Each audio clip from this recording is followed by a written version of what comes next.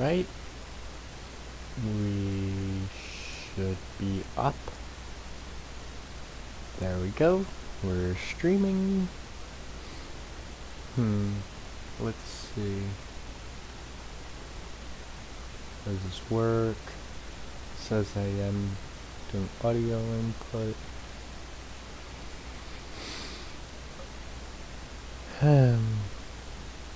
So flag is science and technology. Oh well. Let's just get into it and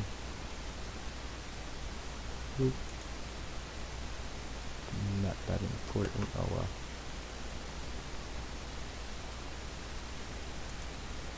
Alright, so what I have here is 48 Laws of Power, 50 subscriber special, and today I'm gonna go through some of this. I don't know why, or etc, etc, etc. I just feel like going through it. So we should probably do this here, and then just a little BS right here, okay. So now we should just... Law 1. Never outshine the master. Judgment. Always make those above you feel comfortably superior. In your desire to please and impress them, do not go too far in displaying your talents, or you might accomplish the opposite, inspire fear and insecurity. Make your masters appear more brilliant than they are, and you will attain the heights of power. Transgression of the law. Nicolas Fouquet, Louis XIV's finance minister in the first years of his reign, was a generous man who loved lavish parties, pretty women, and poetry. He also loved money, for he led an extravagant lifestyle. Fouquet was clever and very much indispensable to the king. So, when the prime minister, Jules Mazarin, died in 1661, the finance minister expected to be named the successor. Instead, the king decided to abolish the position. This and other signs made Fouquet suspect that he was falling out of favor, and so he decided to ingratiate himself with the king by staging the most spectacular party the world had ever seen. The party's ostensible purpose would be to commemorate the completion of Fouquet's chateau, Vaux-le-Vicomte, but its real function was to pay tribute to the king, the guest of honor. The most brilliant nobility of Europe, and some of the greatest minds of the time, La Fontaine, La Rochefoucauld, Madame de Sévigné, attended the party. Molière wrote a play for the occasion in which he himself was to perform at the evening's conclusion. The party began with a lavish 7-course dinner featuring foods from the Orient never before tasted in France, as well as new dishes created especially for the night. The meal was accompanied with music commissioned by Fouquet to honor the king. After dinner, there was a promenade through the chateau's gardens. The grounds and fountains of Vaux-le-Vicomte were to be the inspiration for Versailles. Fouquet personally accompanied the young king through the geometrically aligned arrangements of shrubbery and flower beds. Arriving at the garden's canals, they witnessed a fireworks display which was followed by the performance of Molière's play. The party ran well into the night, and everyone agreed it was the most amazing affair they had ever attended. The next day, Fouquet was arrested by the king's head musketeer, D'Artagnan. 3 months later, he went on trial for stealing from the country's treasury. Actually, most of the stealing he was accused of he had done on the king's behalf and with the king's permission. Fouquet was found guilty and sent to the most isolated prison in France, high in the Pyrenees Mountains, where he spent the last 20 years of his life in solitary confinement. Interpretation. Louis XIV, the Sun King, was a proud and arrogant man who wanted to be the center of attention at all times. He could not countenance being outdone in lavishness by anyone, and certainly not his finance minister. To succeed Fouquet, Louis chose Jean-Baptiste Colbert, a man famous for his parsimony and for giving the dullest parties in Paris. Colbert made sure that any money liberated from the treasury went straight into Louis's hands. With the money, Louis built a palace even more magnificent than Fouquet's, the glorious Palace of Versailles. He used the same architects, decorators, and garden designer. And at Versailles, Louis hosted parties even more extravagant than the one that cost Fouquet his freedom. Let us examine the situation. The evening of the party, as Fouquet presented spectacle on spectacle to Louis, each more magnificent than the one before, he imagined the affair as demonstrating his loyalty and devotion to the king. Not only did he think the party would put him back in the king's favor, he thought it would show his good taste, his connections, and his popularity, making him indispensable to the king and demonstrating that he would make an excellent prime minister.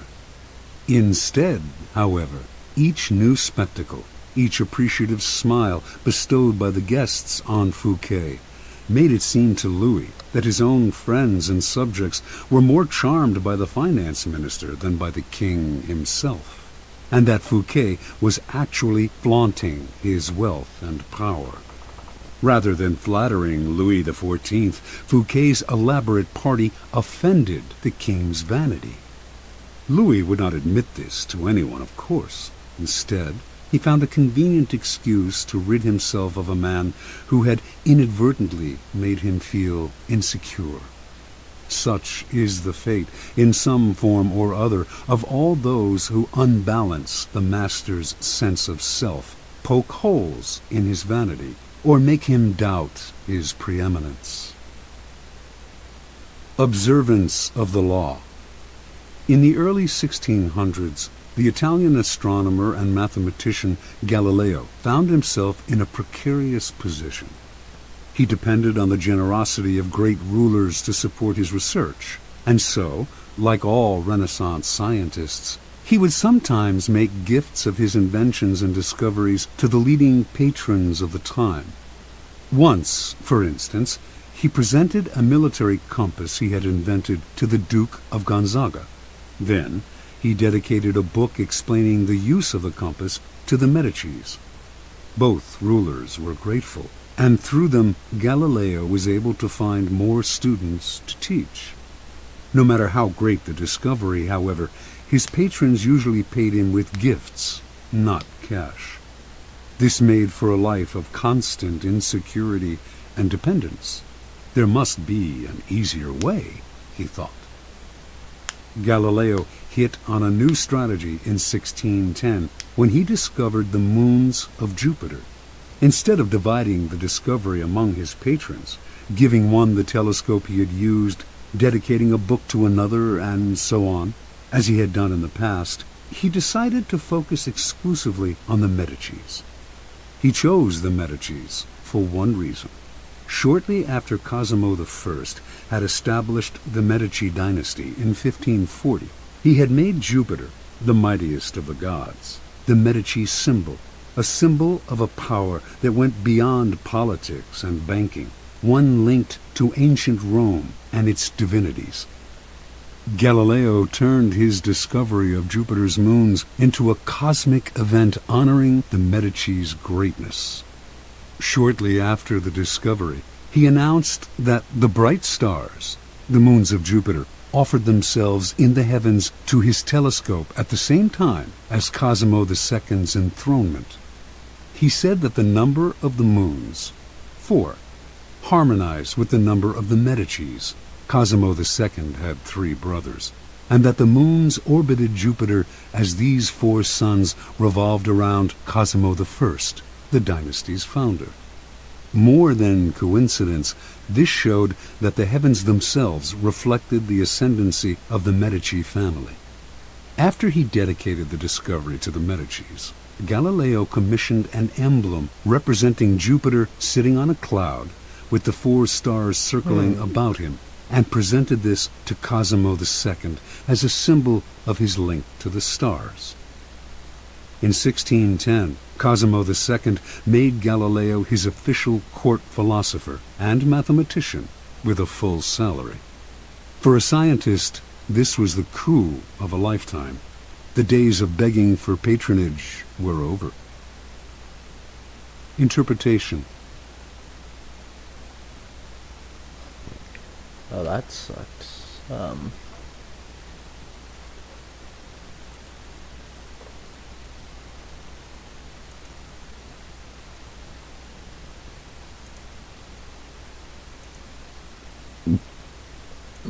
In one stroke, Galileo gained more with his new strategy than he had in years of begging. The reason is simple. All masters want to appear more brilliant than other people. The producer of a great work wants to feel he is more than just the provider of the financing. He wants to appear creative and powerful, and also more important than the work produced in his name. Instead of insecurity, you must give him glory. Galileo did not challenge the intellectual authority of the Medicis with his discovery, or make them feel inferior in any way. By literally aligning them with the stars, he made them shine brilliantly among the courts of Italy. He did not outshine the master. He made the master outshine all others. Keys to power. When it comes to power, outshining the master is perhaps the worst mistake of all.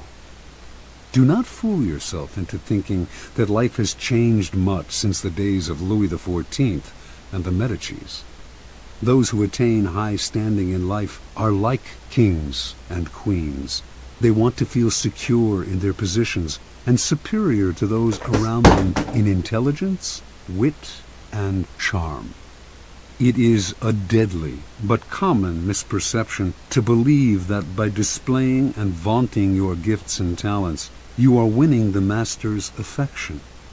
He may feign appreciation, but at his first opportunity he will replace you with someone less intelligent, less attractive, less threatening, just as Louis XIV replaced the sparkling Fouquet with the bland Colbert.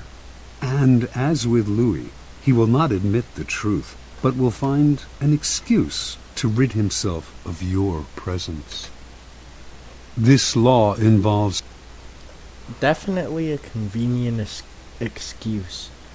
Honestly, I'm just taking this all in, and you guys should do the same. Kind of curious if I should go on to the next chapter. I am getting kind of tired. Yeah, 8:38. Okay, we'll do the next one too. 2 rules that you must realize. First, you can inadvertently outshine a master simply by being yourself. There are masters who are more insecure than others, monstrously insecure. You may naturally outshine them by your charm and grace.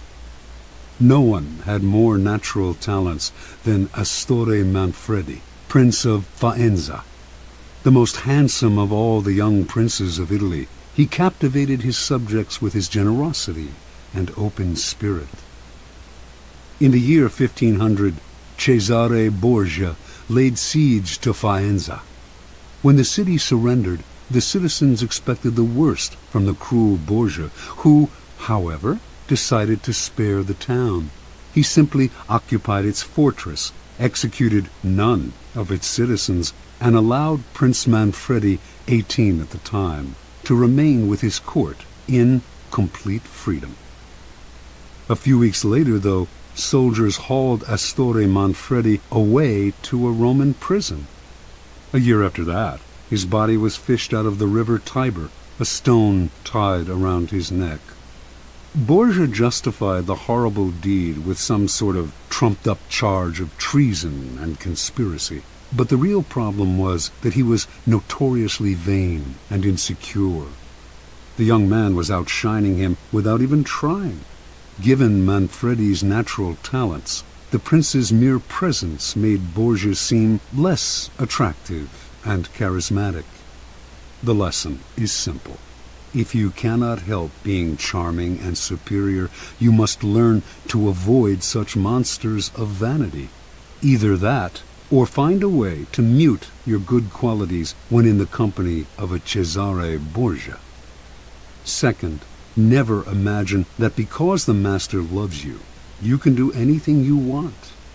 Entire books could be written about favorites who fell out of favor by taking their status for granted, for daring to outshine.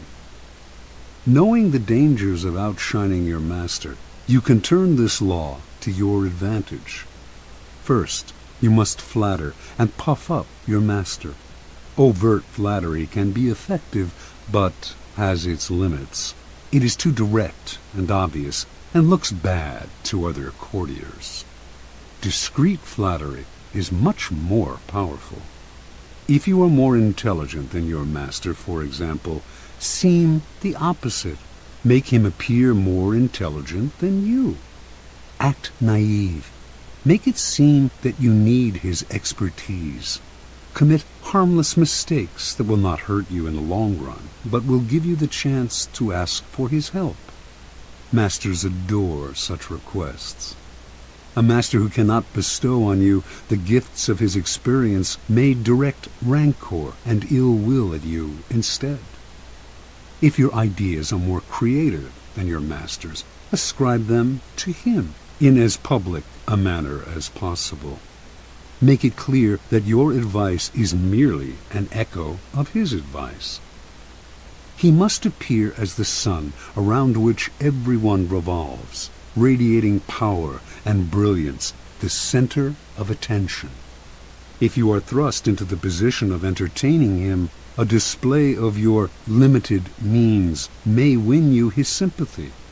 Any attempt to impress him with your grace and generosity can prove fatal. Learn from Fouquet or pay the price. In all of these cases, it is not a weakness to disguise your strengths if, in the end, they lead to power. By letting others outshine you, you remain in control instead of being a victim of their insecurity. This will all come in handy the day you decide to rise above your inferior status. If, like Galileo, you can make your master shine even more in the eyes of others, then you are a godsend, and you will be instantly promoted. Let's do one more.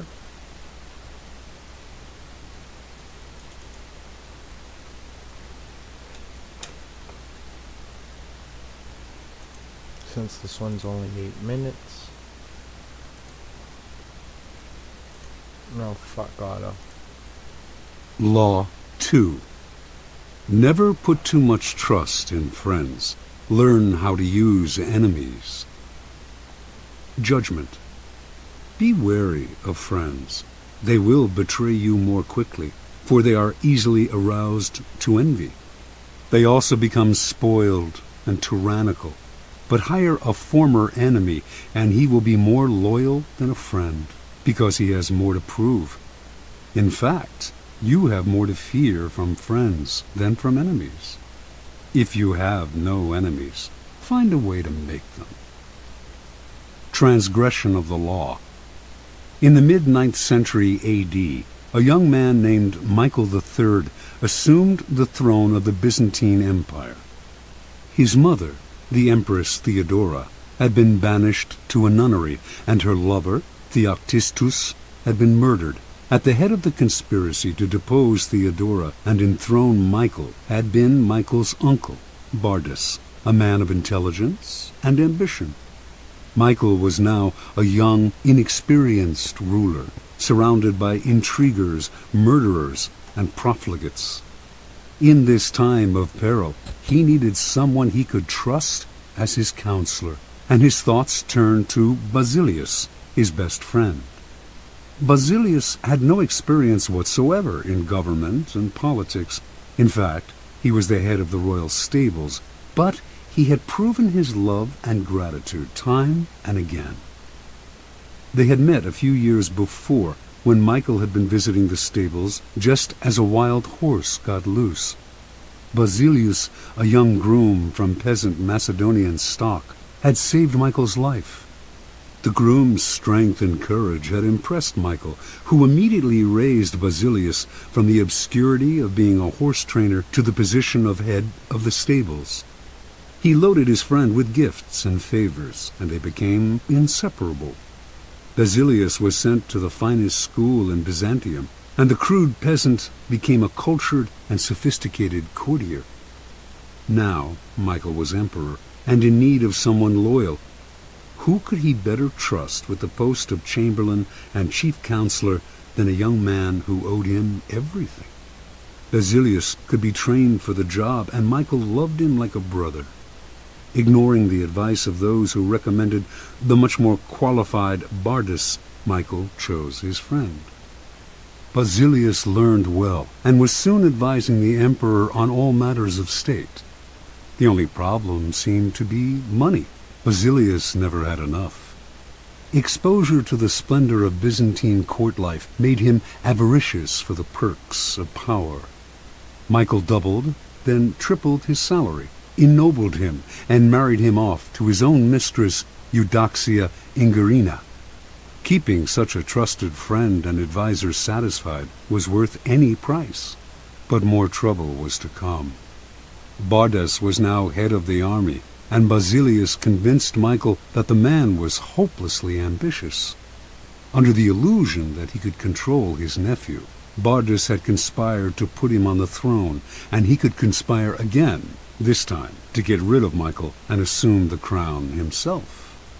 Basilius poured poison into Michael's ear until the emperor agreed to have his uncle murdered. During a great horse race, Basilius closed in on Bardas in the crowd and stabbed him to death. Soon after, Basilius asked that he replace Bardas as head of the army, where he could keep control of the realm and quell rebellion. This was granted. Now Basilius's power and wealth only grew, and a few years later Michael, in financial straits from his own extravagance, asked him to pay back some of the money he had borrowed over the years. To Michael's shock and astonishment, Basilius refused, with a look of such impudence that the emperor suddenly realized his predicament. The former stable boy had more money, more allies in the army and senate, and in the end, more power than the emperor himself. A few weeks later, after a night of heavy drinking, Michael awoke to find himself surrounded by soldiers. Basilius watched as they stabbed the emperor to death. Then, after proclaiming himself emperor, he rode his horse through the streets of Byzantium, brandishing the head of his former benefactor and best friend at the end of a long pike. Goddamn. Interpretation. Michael staked his future on the sense of gratitude he thought Basilius must feel for him. Surely Basilius would serve him best. He owed the emperor his wealth, his education, and his position. It was only on the fateful day when the emperor saw that impudent smile on Basilius's face that he realized his deadly mistake. He had created a monster. He had allowed a man to see power up close, a man who then wanted more, who asked for anything and got it, who felt encumbered by the charity he had received, and simply did what many people do in such a situation. They forget the favors they have received and imagine they have earned their success by their own merits.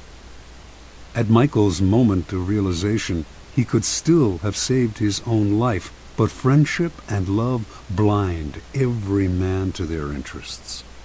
Nobody believes a friend can betray, and Michael went on disbelieving until the day his head ended up on a pike. Keys to power. It is natural to want to employ your friends when you find yourself in times of need. The world is a harsh place, and your friends soften the harshness. Besides, you know them. Why depend on a stranger when you have a friend at hand? The problem is that you often do not know your friends as well as you imagine. When you decide to hire a friend, you gradually discover the qualities he or she has kept hidden. Strangely enough, it is your act of kindness that unbalances everything. People want to feel they deserve their good fortune. The receipt of a favor can become oppressive. It means you have been chosen because you are a friend, not necessarily because you are deserving. There is almost a touch of condescension in the act of hiring friends that secretly afflicts them. The injury will come out slowly. A little more honesty, flashes of resentment and envy here and there, and before you know it, your friendship fades. The more favors and gifts you supply to revive the friendship, the less gratitude you receive. All working situations require a kind of distance between people. You are trying to work, not make friends. Friendliness, real or false, only obscures that fact. The key to power, then, is the ability to judge who is best able to further your interests in all situations. Keep friends for friendship, but work with the skilled and competent. Whenever you can, bury the hatchet with an enemy and make a point of putting him in your service. Never let the presence of enemies upset or distress you. You are far better off with a declared opponent or two than not knowing where your real enemies lie. The man of power welcomes conflict, using enemies to enhance his reputation as a sure-footed fighter who can be relied upon in times of uncertainty. Alright, so that was 50 subscribers, and I'm kind of tired, so I'm going to bed. Let's make that more sometime. Let's do more with this. So I'm gonna go here to yes, and I'm just gonna go